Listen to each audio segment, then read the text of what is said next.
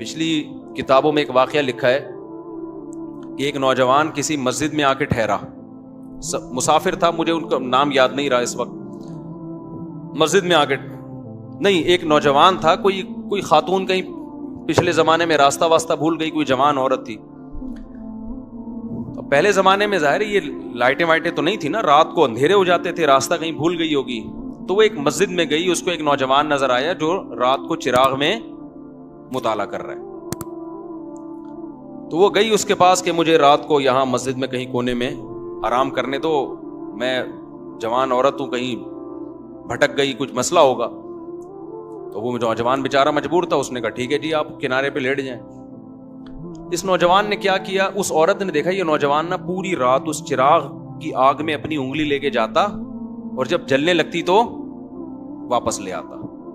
بار بار یہ عمل کر رہا ہے. وہ خاتون دیکھ رہی ہے کہ یہ کیا کر رہا ہے, پوری رات نا وہ سوئی نہیں, یہ منظر دیکھ کر کہ یہ کرتا کیا ہے, یہ بار بار کہاں لے کے جا رہا ہے اپنی انگلی کو آگ میں, اور جب جلنے لگتی ہے تو واپس.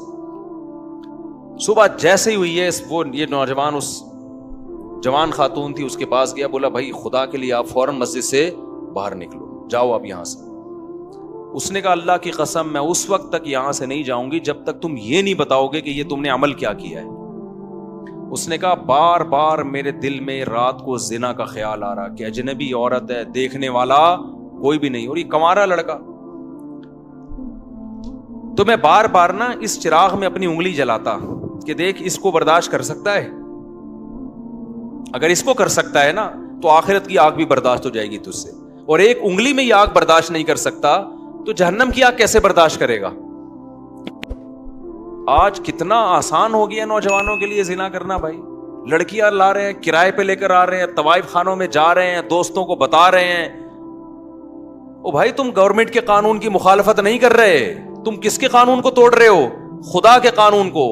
زنا کی اتنی سی اسلام میں یا خدا کی نظر میں ذرا سی اجازت ہوتی تو یوسف علیہ السلام جو مسافر بھی تھے اور خود ایک خوبصورت عورت دروازہ بند کر کے ان کو زنا کی دعوت دے رہی ہے اور دھمکیاں دے رہی ہے کہ نہیں کیا تو جیل بھجوا دوں گی, ایسے موقع پہ بھی یوسف علیہ السلام کہہ رہے ہیں اے اللہ مجھے جیل کی زندگی اس بدکاری کی زندگی سے زیادہ محبوب ہے, اور دعائیں مانگ رہے مجھے اس عذاب سے بچا لے. مسافر ہو اور اسے ڈر ہو کہ میں جیل, اور پھر چلے بھی گئے جیل بھجوا دیا اس نے, پھر بھی زنا کے قریب بولو نہیں گئے.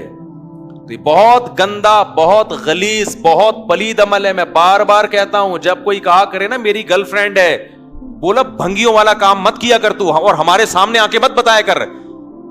گرل فرینڈ اور بوائے فرینڈ رکھنا یہ بھنگیوں چماروں کا کام ہے.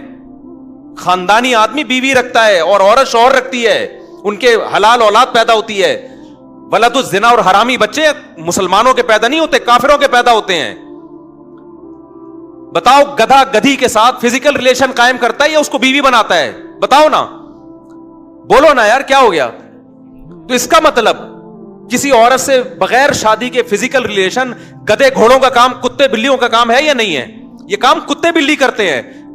کتے کا کتیا سے فزیکل ریلیشن ہوتا ہے, کوئی نکاح کا عقد نہیں ہوتا. گدھے کا گدھی کے ساتھ فزیکل ریلیشن ہوتا ہے لیکن کوئی نکاح کا ایگریمنٹ نہیں ہوتا. گھوڑے کا گھوڑی کے ساتھ فزیکل ریلیشن ہوتا ہے, اولاد بھی ہوتی ہے, لیکن کوئی نکاح کا عقد نہیں ہوتا. تو کوئی آپ کا دوست آ کے بولا کرو نا میری گرل فرینڈ ہے, میں اس کے ساتھ سوتا ہوں, اس کو بولا تو کتوں والا کام کرتا ہے, تو گدھوں والا کام کرتا ہے, تو خچر والا, تو جو ہے گھوڑوں والا کام کرتا ہے, تو کتے پن سے نکل, ورنہ مجھے اپنا یہ میرے سامنے آ کے کتا پن نہ بیان کیا کر.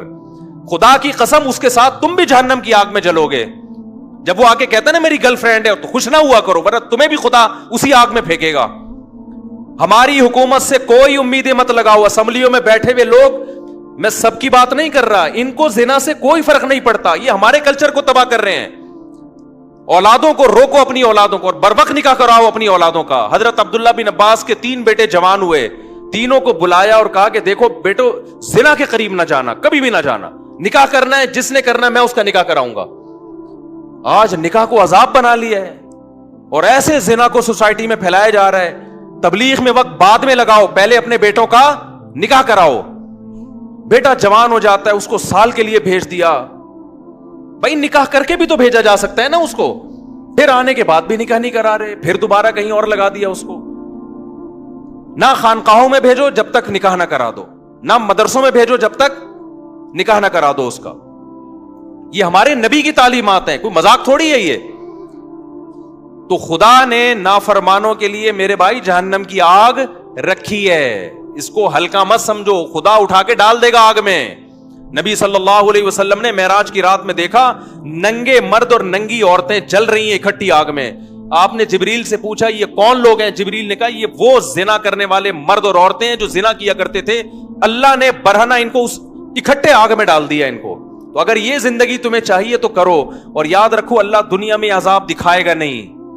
دکھا دیا ہوتا تو یہ تو گورے بھی زنا سے بچ رہے ہوتے. پھر یہ اللہ نے اس پہ پردے ڈال دیے ہیں, اور پیغمبروں کو بھیجا یہ سمجھانے کے لیے کہ ان کو جا کے سمجھا دو کہ زنا کرنے والوں کے لیے اللہ نے آگ رکھی ہے. اور قرآن بار بار یہ بھی کہتا ہے ان ذالک علی اللہ یسیر, اتنے سارے لوگوں کو جہنم کی آگ میں ڈال دینا اللہ کے لیے کوئی مشکل کام نہیں ہے. لوگ کہتے ہیں نا یار اتنے لوگ آگ میں جلیں گے, وہ بھی جا رہا ہے, وہ بھی جا رہا ہے, وہ بھی جا رہا ہے, وہ بھی جا رہا ہے.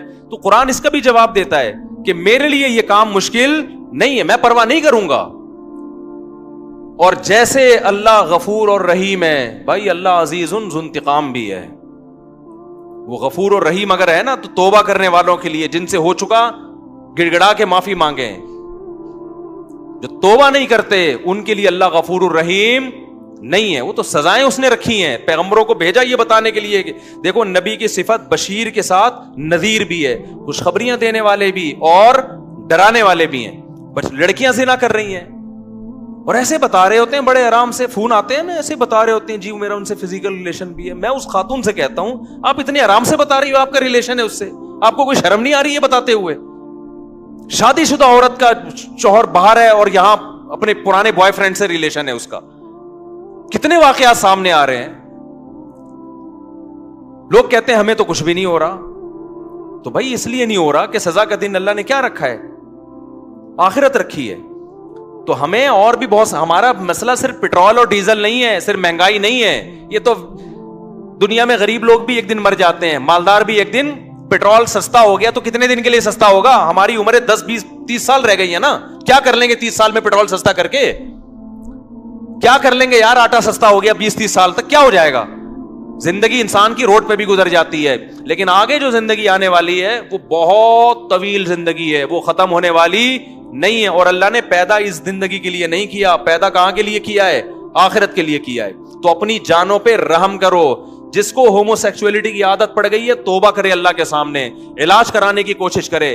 جس کو زنا کی عادت پڑ گئی ہے گڑ گڑائے اللہ کے سامنے, نکاح کرے. بھائی 4 شادیاں کرو, کس نے منع کیا تمہیں؟ مت پوچھو سوسائٹی کیا کہتی ہے اس بارے میں. لوگ مذاق, میرا بہت اب تک مذاق اڑاتے ہیں, شادیوں کی باتیں کرتا رہتا ہے اور لوگوں کو شادیوں کی ترغیب دیتا. اڑانے دو مذاق, میں ذمہ دار ہوں اس کا. مجھے پتا ہے قیامت کے دن مجھے اللہ انشاءاللہ اس پہ نوازے گا. مجھے پرواہ نہیں ہے, میں نے خود بھی کی ہے ایسی کی تیسی سوسائٹی کی. یار جب میں کر رہا تھا مجھے ہار پھول تھوڑی پہنائے جا رہے تھے, مجھے کوئی لڈو تھوڑی پہنائے جا رہے تھے, کھلائے جا رہے تھے. جب میں کر رہا تھا یہ کام مجھے ہر طرف سے گالیاں سننے کو مل رہی تھی. تو میں گالیاں سنتا رہوں گا اور میں شادیوں کو پروموٹ کرتا رہوں گا انشاءاللہ. میں نہیں ڈرتا کسی سے ان چیزوں میں. مجھے خدا کو جواب دینا ہے بھائی. تو میں آپ سے کہتا ہوں بغاوت کرو اپنے ماں باپ کی.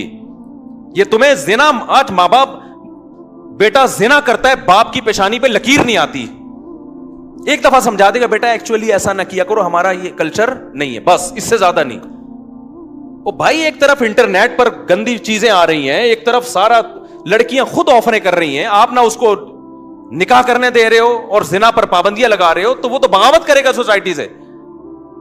تو ہم میرے بھائی کسی کے پابند نہیں ہے, ہمارے پاس خدائی قانون ہے. فَانْكِحُوا مَا طَابَ لَكُم مِّنَ النِّسَاءِ مَثْنَىٰ وَثُلَاثَ وَرُبَاعَ. اللہ کہتے ہیں جو تمہیں پسند آئے ان میں سے کتنی عورتوں سے کر سکتے ہو؟